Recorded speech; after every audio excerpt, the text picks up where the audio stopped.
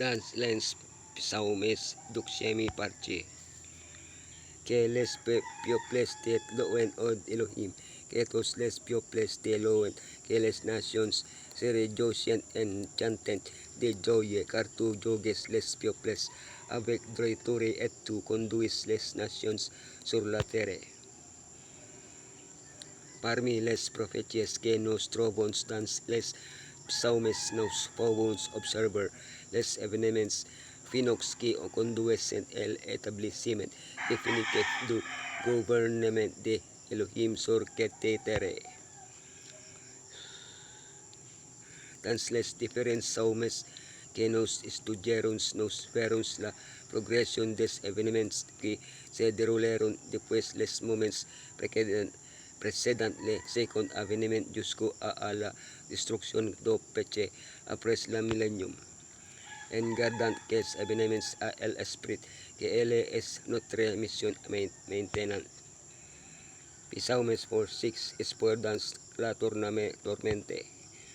Psalms 4:7 la victoria finale. Psalms 7:5 la fin du péché. Psalms 6:7 notre tache a Jordhue. Es por dans la tormente. Dio Elohim es por nos un refuge et un appui, un secours qui ne manque jamais dans la détresse. Quels événements les psaumes pour six prédit il commencent ils les ex-prophètes de Apocalypse 6:14 ou 2 Pierre 3:12 comment vont ils même affecter que se passe-t-il sur la terre. Elle est ébranlée, les montagnes chancellent, les oyaux mugissent, les nations es agiten. Que fait Elohim? Il nous protège et nous fortifie. Il nous secourt dans la détresse et nous donne de la joie. Il saute la terre.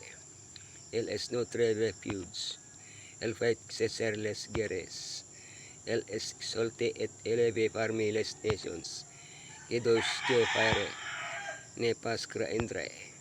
Contemplar les œuvres de Elohim. Arrêter et reconnaître Elohim. Me refugier en Elohim. Espoir dans la tormente.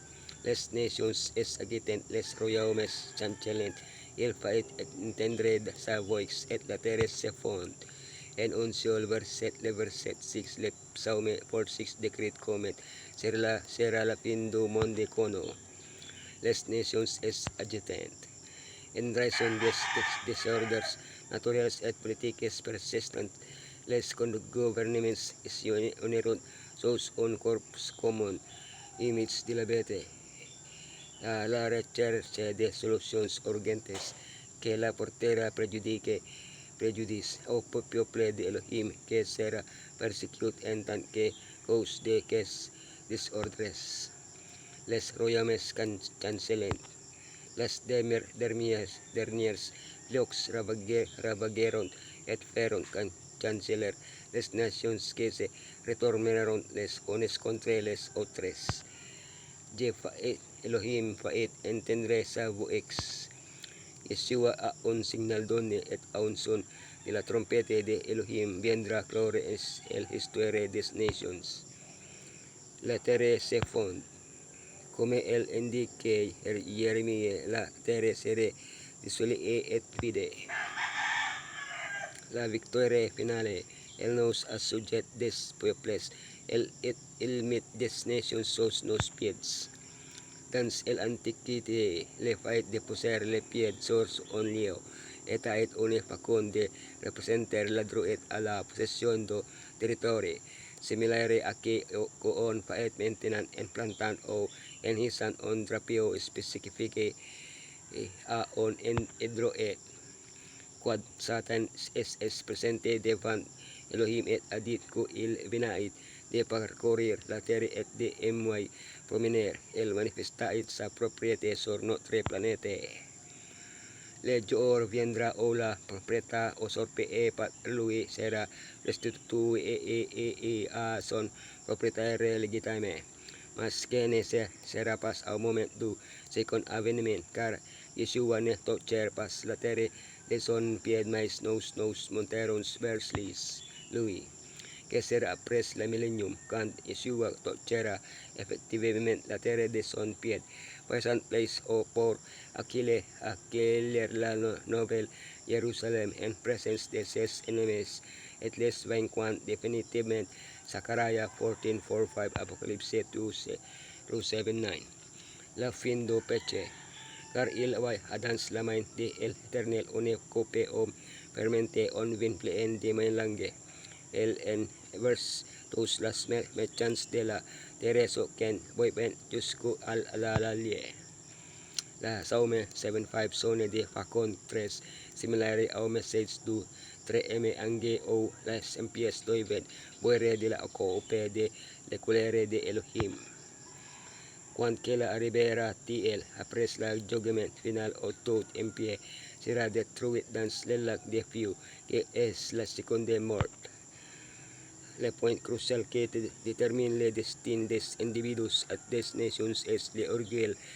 L'orgueil c'est des dirigeants pour maintenir et accroître leur pouvoir, et l'orgueil des individus qui les conduit à rejeter obstinément Elohim et à exalter leurs mêmes et leurs péchés les plus vils qu'ils publient avec orgueil. Mais pour les humbles qui se someten a Elohim, el avenir será tres diferente, car nous serons exaltés par Elohim devant tout el universe. Notre tâche aujourd'hui, afin que el on connaisse sur la terre ta voie, et parmi toutes les nations ton salut. L'Apocalypse nous parle de un jour où la gloire de Elohim nos illuminera de façon éclatante que nos enhorons as besoin de la lumière du soleil. Le Psaume 6:7-1 symbole anticipaires que moment en demandant à Elohim de faire luire sa face pa que sur nos une idée que es également présente dans la bénédiction sacerdotale. Sello la mort du Messiah sur la croix rend possible que le visage de Elohim brille sur nous. Il est évident que la en arrivera pleinement que lorsque nous errons avec lui, mais la visage de Elohim peut el briller sur nous maintenant. Oui, mais il ne le fait pas seulement pour nous réjouir et nous encourager. Le visage de Elohim brille sur nous pour que nous reflétions sa gloire au bénéfice des autres, pour que la monde connaisse de Elohim et le loue. Pelerin sur que terre nous sommes encore dans les ténèbres et le tumulte des activités que monde, mais bientôt apparaîtra notre Sauveur qui nous apportera délivrance et repos. Contemplons par la foi que à venir bien heroics, tel qu'il nous est dépeint de la main de Elohim, que lui qui est mort pour les péchés ouvre toutes grandes les portes do paradis à tous qui croient en lui. Bientôt la lutte prendra fin et la victoire sera remportée, et bientôt nous verrons que lui sur lequel se sont concentrés toutes nos espérances. En sa présence les approves et les franques de que te vio nos paraîtront à los biens insignifiantes. Je approche, je adhere. Amen. Qui est ici la persévérance des saints qui gardent les commandements de Elohim et qui ont la foi de Yeshua, que sont réparent la brèche faite dans la loi de Elohim, en face de une forte opposition. Elles prennent position sur la bannière du prince Emmanuel, proclamant avec bravoure et sans crainte le message que elle leur a donné.